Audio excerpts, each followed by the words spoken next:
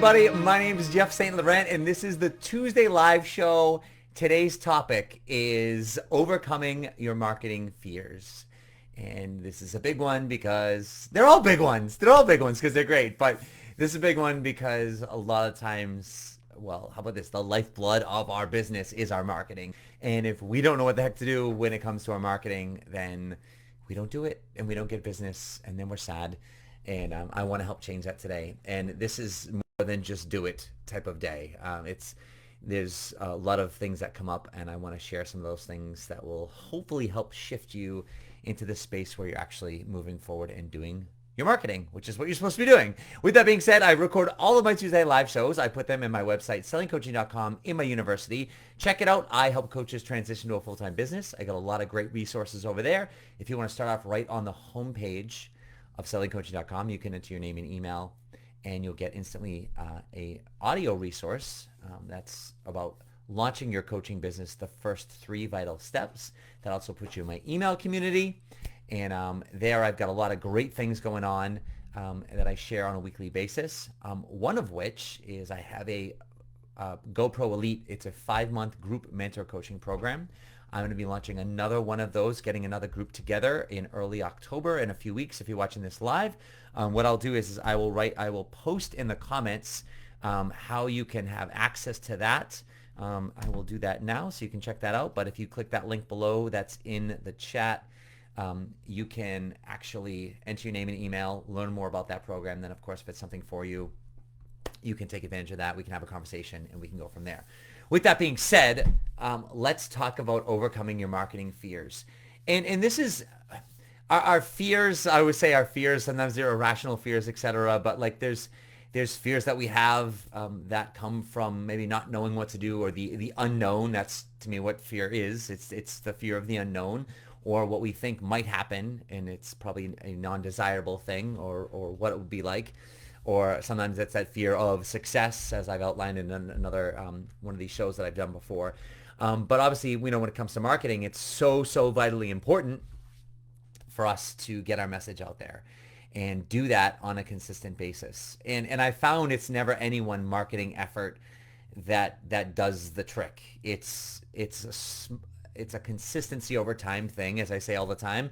But it's small bits of conversations, networking, but consistently in following up with those people, staying in front of those people, staying top of mind, that gets the job done. And because when it comes to marketing, there's no like set path. You know, like even as I'm helping my mentor coaching clients now, my groups, my one-on-ones, like I tell people, I'm like, I wish there was something I could tell you to do, like specifically for each person, for each niche, right? For each demographic that they're going after, to say, oh, call this place, talk to this person. Like, obviously no one could do that for you. But also with that being said, there's no guru out there that's, oh, this is the path we can do.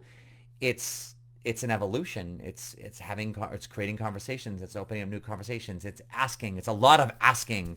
It's a lot of curiosity. It's a lot of presentations, and it's from those conversations and organic conversations that open up other doors and other opportunities. And oftentimes it's the things we tell ourselves in our head that are the things that prevent us from doing that or not knowing that. And today I want to encourage a sense of innocence, a sense of curiosity around what we're doing, and in terms of knowing that if our success in our business comes from an organic nature of our actions, then there's no right or wrong way to do it. The only wrong way, if I could say it like this, is if I don't do it. So if I'm not doing anything, we'll call it wrong, call it whatever, right? That's nothing's going to be created from that. But if I'm doing something, even if I'm not quite sure what to say or how to act or what to do afterwards, that's the right thing, because it's you're getting your message out there in some way. You're having a conversation with somebody. And even if it's not directly about your business, right? You went for a hike and you met some people on the hike, right? Doesn't mean you exchange contact information and things like that. But I'm like, and you didn't talk about your business at all, but you got to know more people. And of course, that doesn't turn into anything unless, if there's something that comes from that, where if there is contact from information exchange, etc., right? You could look someone up on Facebook afterwards or another social media platform. You could just say, you're like, oh, are you on Facebook? Or I do social media. Like, it was great talking to you. What's your last name again? Wait, let me, you're going to have your phone on you, right? Like, whip your phone out. Like, just like, oh, I'd love to stay connected. Just, you could be like, oh, I love networking with people. I love staying connected to people. Like, are you on Facebook? I'll look you up afterwards. And people might not want it or whatever, but who knows? You look them up on social media and you send them a little friend request. Or you send a little message like, hey, it's Jeff. We met on the trail today. Don't be creepy and don't be weird. But I'm just saying, that's something that's better in our business, and there's no wrong way of doing it. You might go to a networking meeting or have a conversation with someone and be like, oh my God, I didn't know what to say. I was so embarrassed. Or maybe you didn't go because you were embarrassed because you didn't know what to say. What I'm asking you to, the first, I guess, tip, what I'm trying to get to here is, when I've already said it, is there's no right or wrong way to do it. If you're getting out there, that's the right way, and trust that those conversations will evolve. And also, one of the big things I want to share with you today is because I wish I could just be, oh yeah, just go out there, just do it, whatever. But that doesn't work oftentimes. So these things have often helped me, is recognizing that if I'm really passionate about my business and I want to help people, I want to get paid by helping people, then I've got to, if I'm not getting out, doing something, having a conversation on a regular basis, then that's not going to happen, right? And so I'm okay and open to the fact that I might not necessarily know what to say or what to do, but I'm going to give it a shot and know that I'm going to learn from this. If I can ask for help in any way, or for someone that's more experienced, or if you have someone like me as your mentor coach, etc., I can guide you. That's what I love to do with my clients, is like, well, all right, if you're going to go to this meeting, here's what to expect. Here's how to answer questions. Here's kind of the mindset you can go into it with, what to ask for questions, etc. But from that standpoint, at least that's what got me out there. I'm an introverted person. You might not think I'm introverted because of what I'm doing here, and I'm doing videos and whatever I'm teaching. But for me to go to a networking meeting, like, oh, even now, like, that's the last thing in the world I want to do. For me to go to a social event and have to talk to people, I hate it. I cannot stand it. Like, I'm in a golf league that's coming to a close. We lost last night. Anyways, but there's in 3 weeks there's going to be like end of the year cookout, social, whatever. Like, I don't want to go to that. Like, I got some friends in the league, but it's just like, that's a social thing. But I go to that because it's healthy and it's good, But if I knew there were coaches there, right? But the point is for my business, what got me out to those events is me telling myself, it's like, well, listen, number one, if I don't get myself out there and I don't make new connections, I'm never going to get any business. And I want business bad enough where that would get me to the event. And then I would have a focus each time I would do something, each time I have a conversation, or each time I would go to something like that. I would make it a point to what's a focus of mine today? What's something I can try today that I haven't done? What's, getting information? What's a way that I could do this? So that I would slowly start to become better. I'd read about it. I'd talk to people about it. And then I would be eager to go to an event, not because I liked going, but because of the possibility of the opportunity. But then I would have something I tried that I was going to try at the event to see if it worked, to see if it was, I could make it my own and I could be more comfortable with it. Like, one of the things I remember, the best thing that ever happened was when I was working with my mentor coach years ago, and I was going to networking meetings and things like that, meeting people, and I was trying to get clients, and it wasn't working. And he's like, well, don't go there to get clients. Like, go there, to do speaking engagements. Go there in the capacity with which you're a presenter in a seminar and you do workshops, because that people can refer you and they know what that's like. They can help you with that. But if you're looking for a client, it's hard to refer someone who needs a coach. Like, who do you know that needs a coach? Nobody, because no one talks about that. It's not something, you talk to your best friend, they're like, oh, I need a coach. Like, they might be going through something, right? But it's hard to refer someone to a coach as a coaching client, but doing an event. So that was a tip. And then I was excited to go to my next networking meeting and get out and talk to people, because I had a new frame of reference with which I would get myself out there. When marketing is like, oh, I'm marketing myself as a seminar presenter, as I do workshops, not as a coach. And then I started getting more referrals, and people are like, oh my God, you know what? There's someone that I work with, whatever, or the company that I used to work for, they do events every year or every quarter, and they're always looking for speakers. Or there's a local whatever women's group or mom's group or whatever group, and they would love to have someone like you come in and talk to them about whatever stress or something that you talk about. So that's how I started opening up doors, and that was just a tip. So that's how I started to overcome some of my fears of marketing and getting myself out there as an introverted person. And the other aspect, which I'll start to wrap this up here, to me, which is the most, I feel, powerful thing for me is that when you're marketing, a lot of times we don't know what to say, or we do something, or we do a bunch of activities and people don't get back to us, and we're not getting a response. And it can be frustrating, especially the more effort we put into it. As we do more and more, and the less and less we get back from it, it can be frustrating. And also, especially in a virtual space, things are more virtual than they've ever been. I believe that's a very true statement, especially with COVID. It's made the world more virtual. It was already in that direction anyways, but I feel like COVID made the world, it brought a warped pace to the virtual nature of what we do. Work, with school, with everything, communication. I believe there's always going to be a craving and a need for face-to-face. That's just who we are as human beings. Even as an introverted person, we still have needs to be with other people, to touch, to look, to shake hands, to laugh, to be in the same room, just in different volumes of people. But the point is it's a much more virtual space than we've ever been in. And being in this virtual space, as I'm working with my clients, I'm like, it could be lonely sometimes. It could be hard, especially if you're sending out emails and messages and on the phone and even Zoom,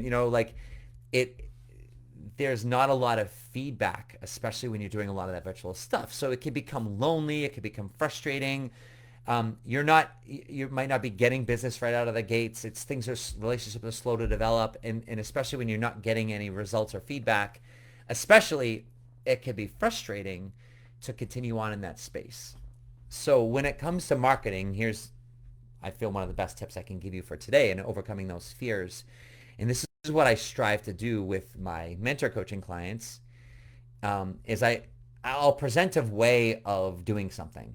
And even through live shows like I'm doing now, etc., I'll present general concepts, etc., or I'm working with a group and I'll share with them. I'm like, all right, well, let's do a course, or let's do a networking meeting or a chamber of commerce or whatever. And I'll throw some different ideas out there.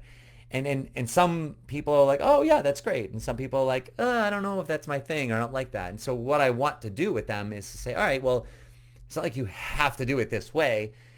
Let's find a version of that, a hybrid version or something that you like to do. Let's find a way to make it fun for you. That's the bottom line. So we've got to find a way to make marketing more fun to you. I was talking with one of my mentor coaching clients a couple of days ago, and one of the things a lot of my clients have enjoyed is doing interviews. And not interviews necessarily. Sometimes that word intimidates people. It's more of like, let's have conversations. Let's have a casual coffee, a virtual coffee. That's probably more appropriate now too, right? So with people, and if you have a show that you do, you invite people to it. Like if I did a show here and I invite my clients sometimes as I've worked with them, etc. That's mainly comprised of the people that I invite to my show. But if you did that on a regular basis, but if you use that from a marketing perspective to network with people and talk to people that are in your ideal audience, people that are experiencing some of the challenges that you help them with, some of the people that have overcome some of those challenges, other experts in that area, that can lead to other conversations. It can lead to clients. It can lead to speaking engagements, because now people know you, they know who you are, they know what you do. You've collaborated with them, at least with the interview or the conversation. You can ask something of them afterwards, right? So that's an example of marketing that might be fun for you, because you've got a show and now it's just a matter of like, all right, so now I've just got to find people that I want to have on my show and invite them. Not everyone's going to be there, all right? But then I get to meet people on a regular basis, whether it's once a week or I've got people that are doing, several handful plus times of shows a week where they're interviewing and having conversations with people. And that's how they grow their network. And from there, they ask for help. They ask for ideas. They're asked, hey, I want to do presentations. Who else do you know? And as you'd imagine, a handful plus of interviews every month. It's not like we're blasting through and growing our audience with leaps and bounds, lightning and fast. But over the course of a year or 2 years, all it takes is one or two people to refer you to somebody, which all of a sudden that opens up a big event for you. And next thing you know, you got a handful of clients, which leads to something else. That's how it is, right? So the last two tips here to help overcome the marketing fears is find a way to make it fun. It's not something that necessarily that we find a way to make it fun overnight. Maybe we find something. Maybe you heard me just talking about that and go like, oh my God, that sounds amazing. And you fall in love with it and you do that and that's your marketing method for forever, right? Okay. But sometimes it takes trial and error and let me try something and I don't like this, but I like this. And also with this being said, making it fun and enjoyable, it doesn't mean it always has to be 100% fun. You don't want it to be 100% painful. You want to have some fun in there, but I also don't want you to give the impression that it always has to be exciting and every aspect of your business is going to be great. Let's not have it be painful, but let's find a way. Sometimes we just got to do things that we don't like, and there are aspects of your business, maybe some technology pieces of it, maybe some paperwork pieces of it, some email of it that's painful for you. Like for me, email is painful for me, but I've got to have email. Like writing emails, not like my weekly email for my audience, but like just communicating with people, writing all the time. I can type real well, but just sometimes for me, that's just like, oh, writing an email, especially I have to say a lot. So I had to find a way to make that more enjoyable and productive. So I do audio responses, which the majority of my clients love because I'm able to talk through. But, for me to take, 2 minutes and send an audio message to my client, versus write that all out, it's easier for me. I can say things more succinctly and talk it through. And on the client end, I found for the most part, most people love that. And it's much more of an elaboration of it, right? So that's an example of something in my business that was somewhat painful for me. That was a necessity that I found a much better way to do it. That was better for, I think, everybody as well. That's an example there. So it's finding ways, but also recognizing that there might be some aspects of it that you don't love, but that's okay. That's part of what we do. But I also don't want that to be a block. Well, if I don't love it completely and it's not completely fun, then I can't do that.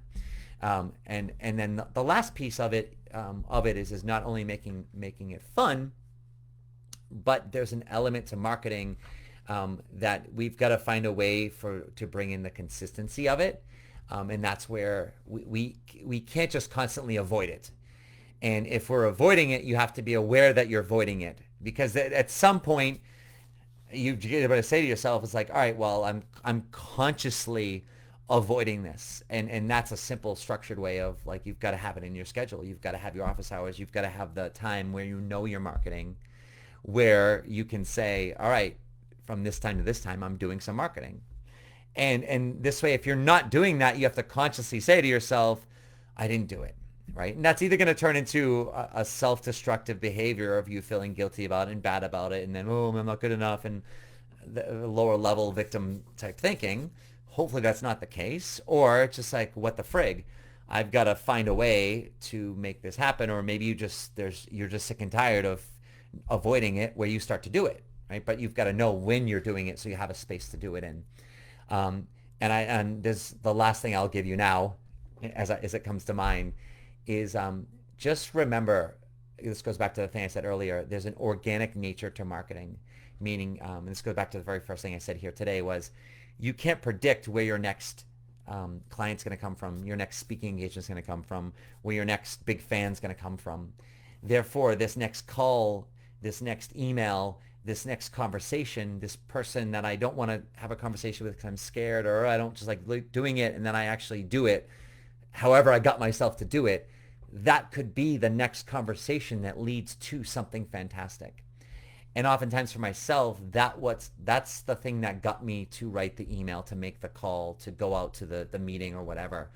So I'm like, well, what if I meet my next client here? What if, and then when it happened, when I wrote the email, when I sent the thing, when I made the call, when I went to the meeting and I got something from it, that's oftentimes where I reinforce that belief and I go like, wow, look at that. Like I didn't want to go today. I didn't want to make this call, but I did. And now look at me. I've got this speaking engagement. Now look at me. I've got this client. And obviously I've done that enough over the last 17 plus years where I've seen it happen time after time again.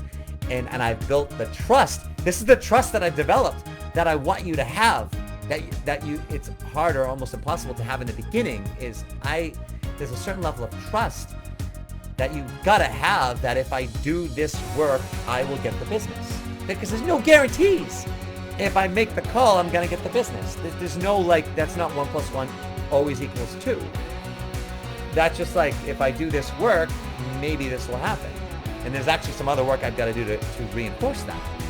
So with that being said, there's a certain level of trust. So I want you to be able to get out there enough to be able to experience that as well.